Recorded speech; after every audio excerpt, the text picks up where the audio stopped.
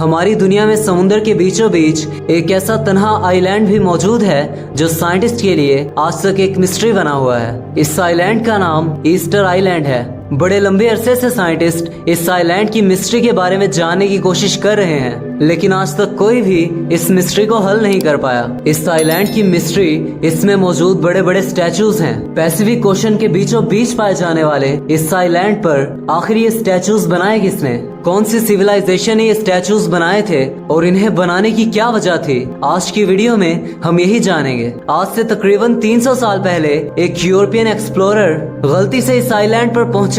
इस आइलैंड पर पहुंचकर उसने देखा कि समुद्र के किनारे बहुत बड़े बड़े स्टैचूज खड़े हैं। जब उसने इस आइलैंड को मजीद एक्सप्लोर किया तो उससे मालूम हुआ कि ये स्टैचूज इस आइलैंड पर सैकड़ों की तादाद में हैं। वो एक्सप्लोरर इन स्टैचूज को देखकर काफी हैरान हुआ कि इतने बड़े बड़े स्टैचूज पत्थर से तराश कर किसने बनाए थे। उस वक्त इस आइलैंड पर कुछ लोग रहते थे जो इस आइलैंड को रापा नुई कहते थे, लेकिन उन्हें भी ये मालूम नहीं था कि ये स्टैचूज किसने बनाए थे। तो यही वो वक्त था जिसके बाद इस आइलैंड की मिस्ट्री को सॉल्व करने का सिलसिला शुरू हुआ। ईस्टर आइलैंड समुद्र में इतना ज्यादा तन्हा है कि इसका सबसे करीबी इंसानों की आबादी वाला आइलैंड इससे तकरीबन 2600 किलोमीटर दूर है। एक नॉर्मल साइज जितने बड़े इस आइलैंड पर तकरीबन 1000 स्टैचूज हैं और इन स्टैचूज को मोआई स्टैचूज कहा जाता है।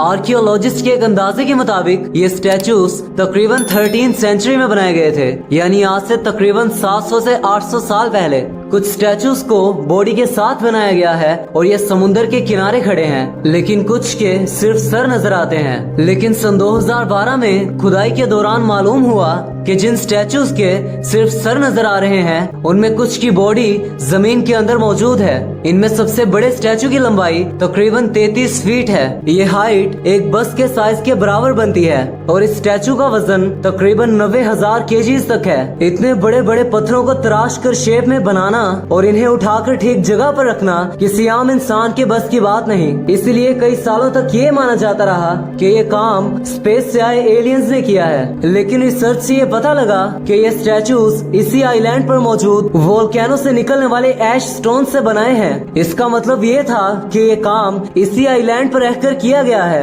एक्सपर्ट्स के मुताबिक इतने बड़े साइज के एक स्टोन को बनाने के लिए 12 मजदूरों की टीम को तकरीबन 1 साल लग जाता होगा। यहाँ पर अक्सर कई जगह पर कुछ इनकम्प्लीट स्टैचूज भी नजर आते हैं, लेकिन अब सोचने की बात ये थी कि इतने बड़े पत्थरों को वोल्केनो साइड से उठाकर आइलैंड के मुख्तलिफ हिस्सों तक कैसे ले जाया गया होगा। कैसे उस वक्त के लोगों ने इतने बड़े स्टैचूज को, जिनमें से कुछ का वजन तकरीबन 14 हाथियों जितना था, एक जगह से दूसरी जगह मुंतकिल किया होगा। रिसर्च से पता लगा कि ये लोग पत्थरों को एक जगह से दूसरी जगह रस्सियों से बांध कर ले जाया करते थे। ये लोग इन स्टैचूज को एक स्पेशल एंगल से बांधते थे, जिसकी वजह से ये स्टैचू स्टैंडिंग पोजीशन में एक जगह से दूसरी जगह मुंतकिल किया जाता था। लेकिन एक मिस्ट्री जो आज तक हल नहीं हुई वो ये थी कि वो लोग कौन थे जिन्होंने ये स्टैचूज बनाए, और आखिर इस आइलैंड पर ऐसा क्या हुआ था कि ये लोग कुछ स्टैचूज को इनकम्प्लीट छोड़कर यहाँ से चले गए। एक स्टडी में बताया गया कि किसी दौर में ईस्टर आइलैंड पर तकरीबन 17 से 18,000 लोग रहते थे। ये लोग इस आइलैंड पर आज से तकरीबन 1700 साल पहले आए थे। उस वक्त इस आइलैंड पर घने जंगलात हुआ करते थे और यहाँ पर सबसे ज्यादा दरख्त नारियल के हुआ करते थे। लेकिन सोचने की बात यह है कि अगर यहाँ पर इतने घने जंगलात हुआ करते थे तो आज वो आखिर कहाँ गए? कहा जाता है कि यहाँ पर रहने वाले लोगों ने बड़े पैमाने पर इन दरख्तों को काटना शुरू कर दिया। इन दरख्तों के कटाव की वजह से यहाँ के इकोसिस्टम में बहुत ज्यादा तब्दीली आई।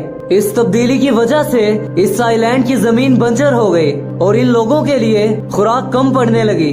खुराक कम पड़ने की वजह से यहाँ के लोगों में आपस में सिविल वार होना शुरू हो गई, जिसकी वजह से इस आइलैंड के ज्यादातर लोग मारे गए। इसके बाद जो लोग बच गए वो यहाँ से माइग्रेट करके कहीं और चले गए। इसी वजह से ये आइलैंड आज हमें वीरान नजर आता है।